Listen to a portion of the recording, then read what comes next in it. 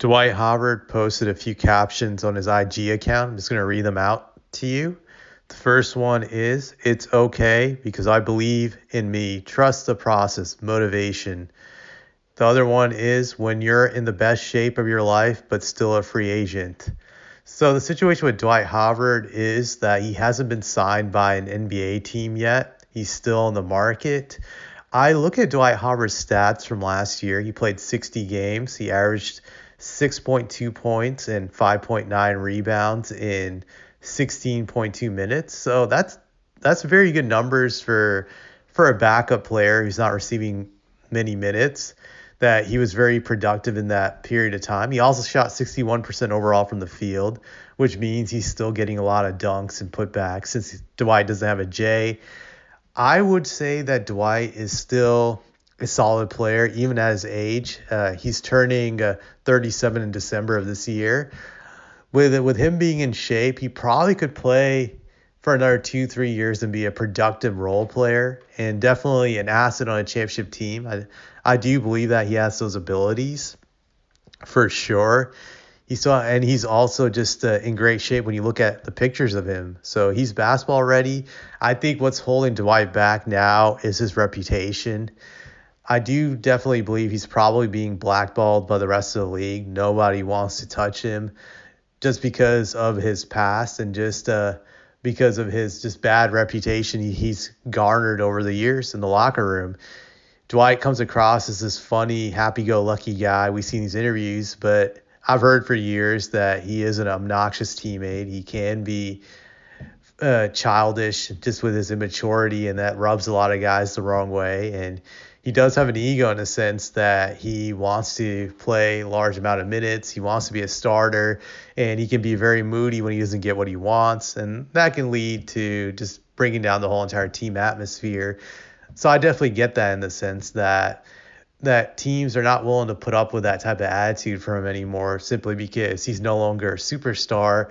I think that's one thing about these players they don't realize is that when they're young and when they're a superstar, they're allowed to get away with bad behavior. Teams will put up with it because there's just the hope that they can bring them a championship, so they're willing to tolerate just terrible behavior from them. And I think they don't realize that that's the reason why they're putting up with their bad behavior. But because of it, they think they can get away with it for their whole entire career and they don't have to mature. They don't have to become a better person. That also ends up to hurting them later on in their career. We saw this happen with just Allen Iverson, for instance, that he had a diva-like attitude, and towards the end of his career, it wasn't going to cut it anymore with other teams. He eventually ended up out of the league with that bad attitude once he was no longer a star. I've seen it with Carmelo Anthony. You look at how he was punished for a while, that he couldn't even get back to the league for, I think it was a few years, until I think Portland gave him a chance to overcome his bad reputation, that he was finally able to come back. So this stuff does affect you. It's a life lesson that when you no longer have just high value, quote unquote, I know I'm laughing at this because of Kevin Samuels, but I think in life when you no longer have high value in the sense that you're no longer a super valuable asset for people, you have to change up your behavior. You can't just get away with treating people like crap and not expect consequences.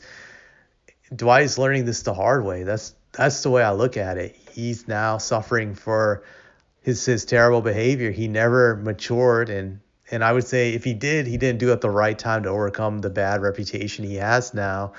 That's gonna haunt him. He may never get a chance to come back to the league due to it, but you never know. Maybe there's a desperate team trying to win a championship, and they're willing to sign him later on in the year just to fix their big man rotation. I do think he would help the Nets a lot since they're lacking big men. He would be a very good addition to them, but they probably won't sign him because they have a lot of other problems with their guys in KD, Kyrie, and Ben. Those are all divas, so I don't think they would want to add him to the mix.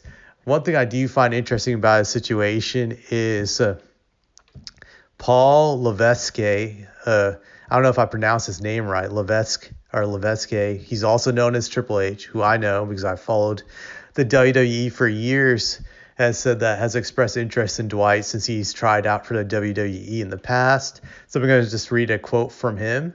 The ball's in his court. He came by our tryouts in Nashville and was incredibly entertaining, jumping in promos by himself and then with others. Incredibly entertaining. So when he says, hey, I want to give this a shot, he's got my phone number. All he's got to do is call me and we'll see what can happen.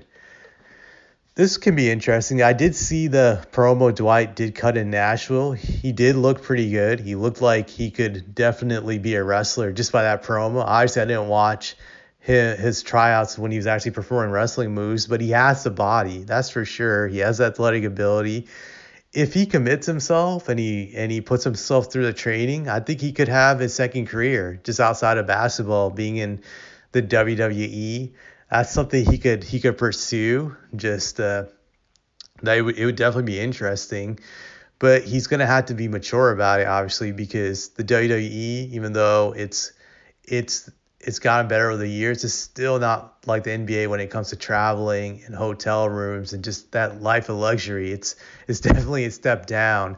So I think he will have to adjust his attitude even if he wants to succeed at that. But if I was Dwight, I think that's the pathway that I would entertain in his situation, because I know Dwight needs cash in the worst way. This man has like 10 or 12 bastard children, so he needs to pay like child support money, as they say.